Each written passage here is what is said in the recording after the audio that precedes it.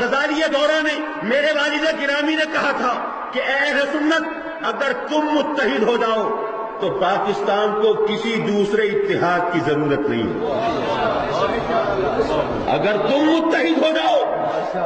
پاکستان کو کسی دوسرے اتحاد کی ضرورت نہیں ہے۔ ارے نظام مصطفیٰ کی بات تو کی جاتی ہے، نظام اسلام کی بات تو کی جاتی ہے، نفاذ شریعت کی بات تو کی جاتی ہے، شریعت بل لانے کی بات تو کی جاتی ہے، لیکن عوام یہ نہیں دیکھتے کہ شرافت کا دست دینے والا کہیں خود بدماش تو نہیں ہے، جو اسلام کی طرف بلانے والا ہے وہ اسلام کی جڑیں کھوکھلی کرنے والا تو نہیں ہے۔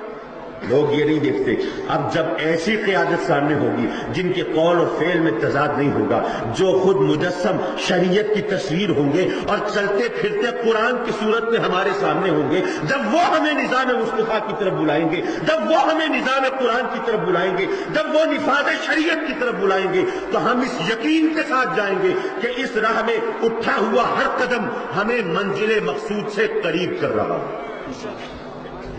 حضور والا کہنے کو تو ظاہر ہے بہت سی باتیں، لیکن میں اگر کہتا رہا تو قائدین کو کیا سنیں گے۔ صرف اتنا عرض کر کے آپ سے اجازت چاہوں کہ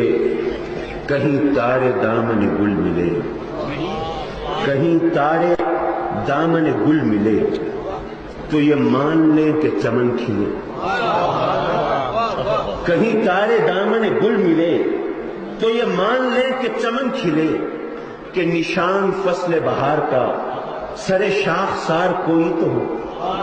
یہ اداس اداس سی رہ گزر، یہ اجاڑ اجاڑ سے بام ادھر، چلو ہم نہیں نہ سہی مگر سرے کوئے یار کوئی تو ہو۔ خدا کرے اہل سنت کی قیادت اور سیادت ایسے بزرگوں کے ہاتھ میں ہو جن سے وابستگی کو ہم اپنا افتخار سمجھتے ہیں۔ وآخر دعوانا